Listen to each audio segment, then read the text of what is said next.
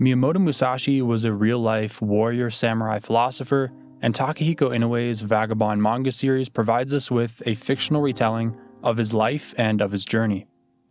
It also provides us with, in my opinion, one of the greatest, most well-written characters of all time. Now, Vagabond is obviously such a complete and rich story with so many great messages and so many great characters, but my focus in this video is going to be on Miyamoto Musashi, and I'm going to go through each of the arcs and pick out the parts in each arc which I think contribute the most to his character and to his character journey.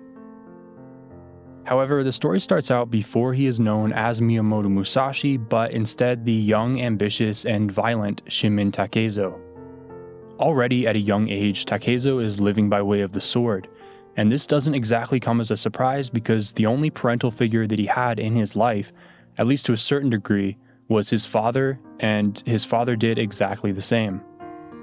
Takeso's family life, or the lack thereof, is a really interesting jumping off point as we explore and analyze his character. Takeso's mother was not in the picture, leaving him only with his father, who you can really not call a parent to Takeso. You can really only describe his father as being abusive to young Takeso, emotionally reclusive, and very violent. Again, while you can hardly call his father a parent to him, he was still the only image of masculinity that Takeso had in his life, and also shaped this idea in his head that he couldn't rely on other people and he had to fend for himself. And this is really one of the main things that would shape the journey that Takeso and Musashi would go on, and that is a journey to become invincible under the sun. Being invincible in the context of Vagabond means to not have to rely on anybody else, to be stronger physically than everybody else, and to only need to depend on yourself. In order to accomplish this, you have to challenge and defeat other strong people in order to prove your strength to other people and also to yourself. This journey of Musashi's to become invincible under the sun warps his entire perception of reality, his manlyhood, his sense of self, and so much more. His journey to me is one which consists of a lot of trial and error in order to eventually break these chains and discover peace in life through self-acceptance, absolving the ego, and gaining a new understanding for what it means to be a strong person. Starting things out with the Takeso Arc, the first arc in Vagabond, we see Shimin Takeso alongside his buddy Madahachi as they try to navigate the aftermath of the bloody Battle of Sekigahara. Both young men are ambitious and hard-set on achieving what in their mind is a life of value. After the battle, both young men head their separate ways, with Madahachi staying with Oko and Akemi temporarily, and Takeso headed back to his village before he starts off on his journey. Before Takeso can reach the village, however, he is confronted by troops from his village who were sent by the town elder as convinced by Madahachi's mother, because Madahachi's mother was convinced that it was Takeso who convinced her son to go off to war, and also because of Takeso's previous reclusive and violent lifestyle that he exhibited when he was in the community. Takeso was able to deal with these forces, and rather easily too, and why would he not be, because he was very clearly the strongest physically in the village. But if that's the case, then why does Taquan call him the weakest member of the village when he is captured by Taquan and Otsu? Takeso is shut off and disconnected from his community, disinterested in others, and lives a very self-centered life. This is why Taquan calls him weak, and this is the first hint we get as to what it means to be truly strong. Moving on to the first Yoshioka arc, we are reintroduced to a newly minted Miyamoto Musashi, who seems to have a new outlook on life now. He seems to value his own life at least a little bit more now, and maybe he values life in general a little bit more, as a result of his talk that he had with Taquan. However, the only form of success or achievement that he is aware of in his life to this point is that of satisfying his ego. Therefore, he commences his challenge on the renowned Yoshioka school. Things do go well for Musashi at first, until they start to shift out of his favor, when he is coincidentally bailed out by a fire started by Madahachi. After this, Musashi flees the dojo and we see him meet back up with Taquan. It is here in this interaction that the reader is informed through a flashback that Musashi had previously rejected a request from Otsu to travel around with her. He rejects her to continue on his path to invincibility, but this just goes to show how lonely and self-centered this path is, and on top of that, even Musashi knows it. Continuing on in this interaction, Takwon does his best to try to explain to Musashi how lonely, self-centered, and selfish his path to invincibility is. To do so, Takwon drops one of his many absolutely amazing lines of the series. Preoccupied with a single leaf, you will miss the tree. Preoccupied with a single tree, you will miss the entire forest. Now, it would still take plenty more time and experience for Musashi to truly learn his place in the world, and how he is a small but perfectly connected part of it all. A small but, at the same time, infinite part of it all. At the start of the Hosan Arc, we see Musashi now accompanied by his new student Jotaro as they approach the Hosan Temple, with Musashi keen on challenging and defeating its leader, Hosan Anai. As they approach the temple, they come across a farmer who they later learn is Master Anai himself.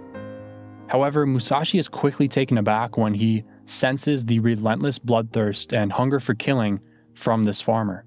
However, Master Anai ends up being far beyond this cycle of killing and bloodthirst that Musashi has flung himself into.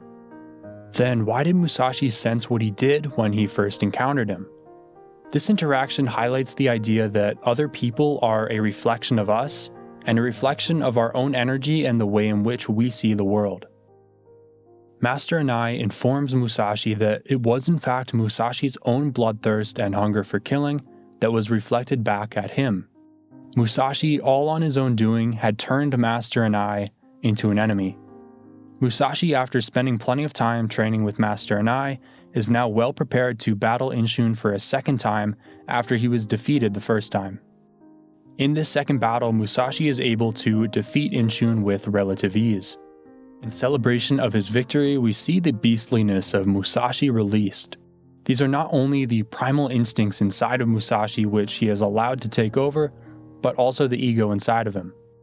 Now, Musashi's ego is pleased through this victory over Inshun, but the ego can never be fully and truly satisfied. It is in constant need of affirmation, and we see this very clearly with Musashi later on his journey. Therefore, Musashi continues on his journey to invincibility, stopping now at the Yagu clan.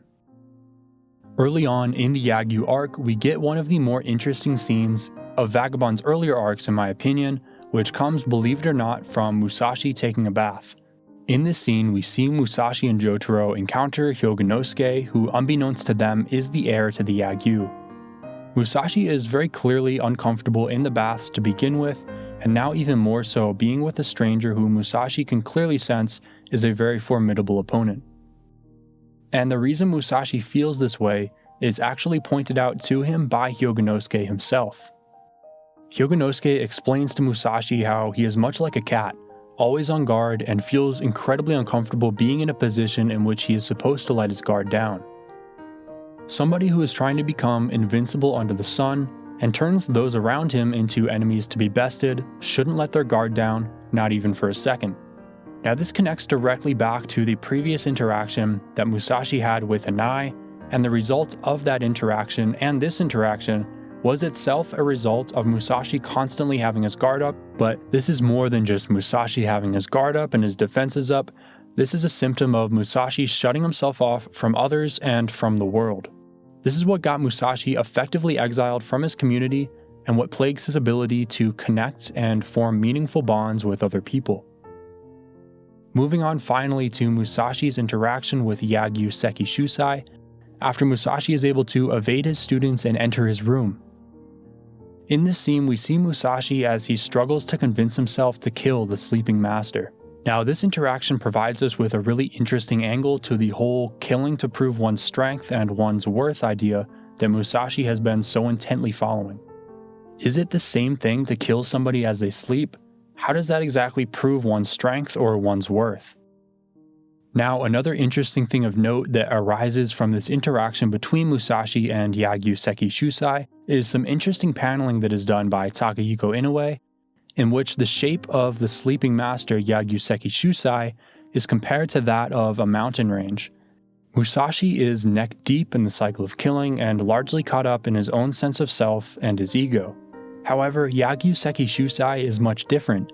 His sword is one with heaven and earth. He has let go of his ego and his desire to be better than others in favor of a connection to something much larger. Now, to wrap up this interaction, we see Musashi still in the room as Yagyuseki Shusai awakes from his sleep. In doing so, he proclaims to Musashi that invincibility is just a word. Musashi is confused by this, and of course, why would he not be? The word that he staked his entire life on is just a word and nothing more. Certainly that couldn't be the case. Nevertheless, this idea sticks with Musashi as we move forward on his journey, on now to the Second Yoshioka Arc. Jumping right into the Second Yoshioka Arc, we see Musashi intent on fulfilling his promise that he made to Denshichiro, which was to have a rematch duel with him exactly 1 year after their previous one. Over the span of a year, Musashi has grown much further beyond Denshichiro in strength and capability, and Musashi is very much aware of this. Someone else who is also aware of this is Yoshioka Seijiro, Denshichiro's brother. In an attempt to try and save his brother from Musashi, Yoshioka Seijiro challenges Musashi behind the back of the Yoshioka school. Musashi enters sort of a mindless state and he's able to very easily dispense of Yoshioka Seijiro. Musashi then moves on to his duel with Denshichiro and he's very easily able to defeat him as well. For retribution for utterly embarrassing them, the Yoshioka school vows to jump and attack Miyamoto Musashi all at once. So if you're following, Yoshioka Seijiro wants to kill Musashi in order to protect his brother. Denshichiro then wants to kill Musashi in order to avenge his brother. And then the entire Yoshioka school vows vengeance on Miyamoto Musashi for utterly embarrassing them. If this isn't the cycle of killing, then I don't know what is. Now realistically, Musashi could have tried to avoid this at any point. Now the Yoshioka school might have chased after him and he may have needed to run or hide. And maybe eventually he would have needed to fight too, but the point is Musashi ultimately didn't even make the attempt to try and escape this. And the thing is, he really couldn't. His ego would not allow him to. He wanted to know if he was the strongest. He wanted to know if he was stronger than all of them. He wanted to know if he could become invincible under the sun. Therefore, Miyamoto Musashi decides to stay and face the entire Yoshioka school, all 70 of them, all at once. And he destroyed them. Every single one. Word spread quickly across the country of the incredible Miyamoto Musashi's defeat of the entire Yoshioka school, and he was quickly known as the strongest warrior in all of Japan. He had done it. He had become invincible under the sun. Despite the victory, Musashi did not come away from the battle entirely clean, having received a pretty deep wound to his leg. Now, it would actually end up being Matahachi who would discover and save Musashi and bring him back to Takuan, who would try to tend to his wounds. Musashi was informed then by Takuan that he may never fight or even walk properly again. Musashi was furious upon hearing this news because he had devoted his entire life to the way of the sword and to fighting, and he felt as though he could not throw away all the progress that he had gained up to this point. The interesting thing to me about this is, did he not just become invincible under the sun? He should have felt like the journey was complete and the mission was over. He should have at least felt some sense of fulfillment, like he didn't need to do any more to prove himself. If that's the case, then why was he so furious at the prospect that he may never be able to fight again? This is because the path that he was on was empty and unfulfilling. Like I mentioned earlier, the ego is never fully satisfied and it is in constant need of affirmation. Now, Otsu actually asks Musashi about this very thing. She says, once you accomplish this, what's beyond it? Where do you go from there? And what Musashi is learning is that there really is no answer to that. There is really nothing beyond it. Invincibility really is just a word. It took him 22 years to realize, but Musashi finally knows what old man Seki Shusai was trying to tell him. Invincibility truly is just a word. When Musashi is imprisoned for his involvement in the slaughter of the Yoshioka, he's treated to another one of Takuan's sermons. Takuan outlines to Musashi a message that he says he once received from the heavens. And that message is this: all of our lives, all of our paths are already completely predetermined. But in that way, we are all completely free. So how can this be? If everything's already predetermined, then how can we be free? I think what Takwon is trying to say here is that we're all free so long as we don't go against the way that things should be, and as long as we maintain our connection to the world and something much larger than ourselves. Musashi on his entire journey has only been looking inwards and only been viewing the world through an incredibly self-centered lens. But if he were to stop doing that and see the entire world for what it is, he would know that we're all connected. Everything, everyone. And in knowing that, there's absolutely no need to hate anybody else. In the following Wandering arc, we see Musashi take refuge at a poor family's home. During his stay there, we see him bonding with the kids and forming a relationship with the family altogether. It is a really sweet and wholesome portion of the story in which one of the highlights comes from when Musashi receives a compliment from the mother of the family, in which she calls him a kind person. Flashing back to a previous panel in the story, we see Takwon equate being a kind person to being a strong person. So maybe Musashi has been becoming a stronger person this entire time. Moving on, while we can clearly see that Musashi is embracing the fact that invincibility is just a word, he still isn't quite living that truth fully just yet. He's still sort of entangled in his old ideas of masculinity and of strength, and he's having a hard time breaking free. After all, if those things that Musashi lived his life by and held so close to him were not true, then what was? As Musashi continues wandering, he encounters Itosai, who is a beastly man entirely consumed by his ego and his desire to kill. Itosai is able to briefly spark the rage and ego inside of Musashi by throwing an insult his way, but Musashi is eventually able to quell that due to his training and experience. While clearly steps in the right direction, it's obviously still a work in progress for Musashi. After all, his entire life he's based his own self-worth and his own sense of achievement around how much he can perceivably be better or stronger than others. Therefore, when he is approached by the representative from Kokura, we see his ego return and come out in full force. The man quickly and smartly turns around and runs away, leaving Musashi to feel defeated despite not even having a fight. At this point in his journey, Musashi is entirely confused, lost, and left to question everything. As Musashi wanders and stumbles, he feels the pain inside of him that has been caused by taking the lives of other people. He acknowledges that he no longer feels like the world-renowned invincible under the sun Miyamoto Musashi. After this, Musashi falls to the ground and looks up to the stars. The first thing that Musashi notices is that the height of the stars has not changed. All this work and effort and killing, everything that he did to try and be stronger and better than other people, and not have to rely on anybody but himself, but Musashi is still in the very same spot that he was before. We can also link this back to a moment much earlier in Vagabond, in which he is also laying on his back and looking up at the stars. In both of these two moments, he declares that he is nothing. However, in the first moment, when he declares that he is nothing, he feels distraught, defeated, and hopeless.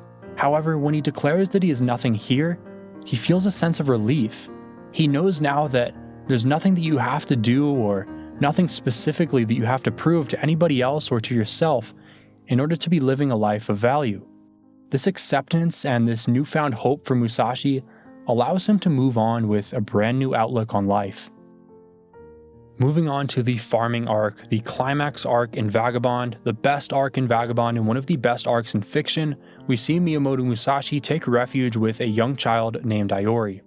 Iori had just lost his father, and I think the circumstances under which the two of them first met sort of reminded Musashi of his own past with his own father, and I think that is a large contributing factor as to why Musashi decides to stay with Iori, because maybe he sees some of himself inside the young kid. Musashi at this point in his life is entirely aimless, he's lost all of his purpose, and despite even being able to admit to himself now that he does want to be with Otsu and be able to live with her one day, he knows that her being in proximity to him would put her in danger, and that is something that he cannot do. Therefore, with really nothing else to do and nowhere else to go, Musashi decides to stay in the desolate farming town that is struggling to produce food due to the nature of the landscape. In the first chapter of the farming arc, we can see Musashi's connection to the world and to the land growing, and I think this is highlighted rather beautifully in this panel. In this panel, Musashi swings his sword, and the panel and the artwork make it look as though his sword is controlling the water. We also see plenty of panels of Musashi and Iori playing around in the water and the mud, and I think this also goes to further highlight his growing connection to the earth and to the world, and I also think that it shows Musashi starting to already feel a growing sense of fulfillment, happiness, and freedom in his short time that he's been here. After multiple attempts to cultivate the land, Musashi is ultimately unsuccessful. His attempts are mocked by the villagers, and his failures are ultimately a highlight of a larger failure that has really been present Musashi's entire life, and that is that he lets his pride and his ego get in the way of opening up to others and asking others for help or support. Throughout his whole journey of trying to become invincible under the sun, he wanted to become independent and not have to rely on anybody else but himself. This has made him unwilling to open up to others, to be vulnerable in any way, or to ask for help or for support. Now, Musashi, as a result of this, considers leaving the village, but he's ultimately convinced by Iori, and likely the kindness inside of him, to stay. Musashi works incredibly hard to try and build a canal to support their farming efforts, and it is ultimately his incredibly hard work that actually inspires the other villagers to pitch in and support. After plenty of help from the other villagers and eventually from Shusaku as well, they are eventually able to start to grow their own rice. While Musashi's whole farming saga is going on, the officials from Kokura are still in an attempt to try and convince him to come to Kokura and become a samurai for them and for their people. But Musashi ultimately rejects this request from the officials, and it comes as a great shock to Iori and to the officials as well. And maybe that's because now what Musashi is doing is bringing him a certain type of fulfillment that he hasn't had before in his life. Following this, the village is then faced with two different attacks. One of the attacks is from a swarm of locusts going after the crops. The other is from soldiers who are paid by the Kokura officials in an attempt to try and draw Musashi back into his sword-swinging ways. Now, the locust attack is very interesting because they are very much a metaphor for samurai and for Miyamoto Musashi. The rice that they are growing is very weak and very fragile, and it needs intense care and support from the farmer in order for it to thrive and survive. Shusaku challenges Musashi and asks him, what would a bloodthirsty samurai like yourself know about the weak or those who need support? The locusts move in and attack the crops, looking out only for themselves, much like the samurai and much like Miyamoto Musashi once did. Next, after fending off the attack from the soldiers, Miyamoto Musashi is once again approached by the Kokura officials and asked again to join them and become a samurai for them. In response to their request, Musashi falls to the ground, which is a little bit of symbolism showing his connection to the earth, and he expresses that he doesn't want to become strong anymore, but he wants to be strong. On top of that, Musashi knows that he doesn't have to go anywhere. Therefore, he says, I'll just stay here. This moment to me is one of the best moments in Vagabond, because in this moment we see Musashi reject his previous idea of what it means to be strong in favor of a new form of strength. This is a strength that is strong enough to be able to support other people, and thus he makes his declaration that he will stay right where he is. Musashi knows now that he doesn't have to prove himself in any way. He doesn't have to try and become invincible under the sun, and it's perfectly okay for all of us to just be where we are.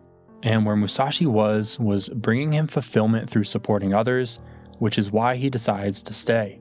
While this was a great moment for Musashi, it still did nothing to change the fact that the villagers were starving. As Musashi sat there watching Iori starve, he knew that he had to do something. He began to move, and his ego inside of him, his past, called out for him to return to the way of the sword. However, Musashi is able to quell this, and in doing so, he asks himself a question. If I were to remain without limbs, what would I be?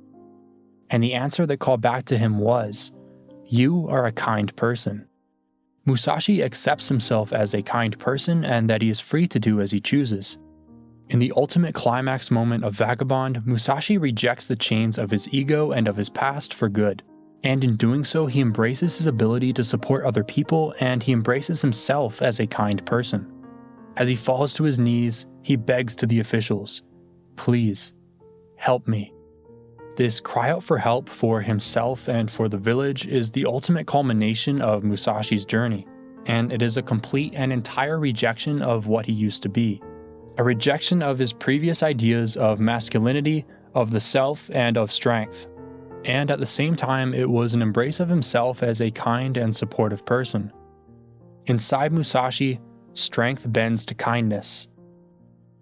This ultimately convinces the officials to provide the village with rations, which saves them from starvation. It is in this farming arc in which Musashi finally learns what a life of value looks like. As Takwon says, it is absolutely true that your life has no meaning if you only live for yourself. The reason you are here is because someone supported your life. The reason that you are here is to support life. If you don't go against how things should be, then you are already completely free. Much like the rice, the people of the village are a frail thing that cannot survive on its own. A farmer's job is to listen to the needs of the rice and to support it. Musashi goes from taking life to supporting it in the farming arc. In doing so, we finally see the baggage of his life lift off of his shoulders. Now we get one more important interaction in the little bit of the Hosokawa arc that we did get, which was Musashi being attacked by wandering samurai. These samurai were looking to make a name for themselves, much like Musashi once did. Musashi expresses how they are much like what he once was and what he has now moved beyond. He fends them off without even using a sword and without even the slightest appearance of his ego.